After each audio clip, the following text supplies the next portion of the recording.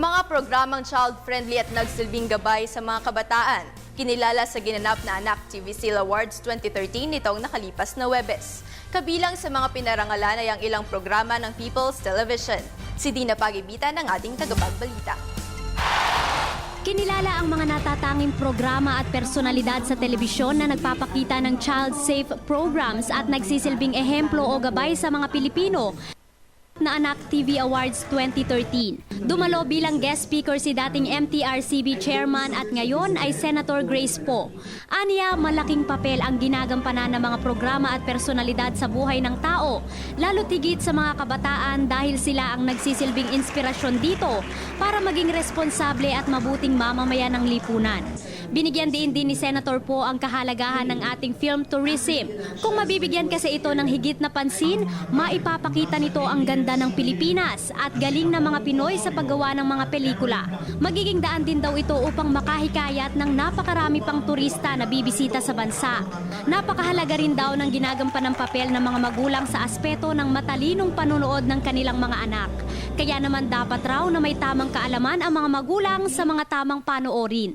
Dapat inaalam natin kung ano ang mga dinadownload ng mga anak natin.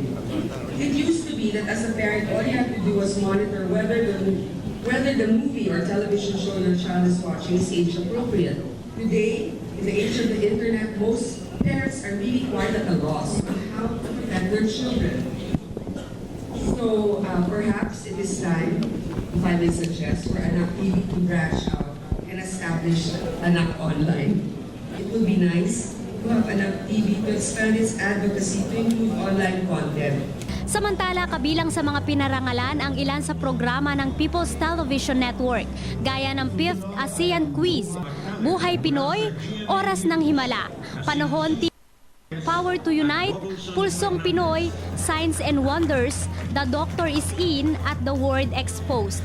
Lubos naman ang pasasalamat ng PTV Network sa natatanging pagkilala at nangakong patuloy na magbibigay ng mga dekalidad na programa, lalo na ang mga programang child-friendly. Nagpapatunay lamang na patuloy yung pag-unlad at pagsisikap ng ating network na makapag-deliver ng quality shows para sa lahat. Ma'am, ano pa po ang aasahan ng mga viewers? Ay, marami, lalo na sa susunod na taon, sapagkat patuloy na nagsasaliksik ang mga tauhan at empleyado ng PTV kung paano pa makakapagbigay ng mga mas exciting na programa, mas educational at higit sa lahat, mas child-friendly. Para sa Telebisyon ng Bayan, ako si Dina Pagibitan.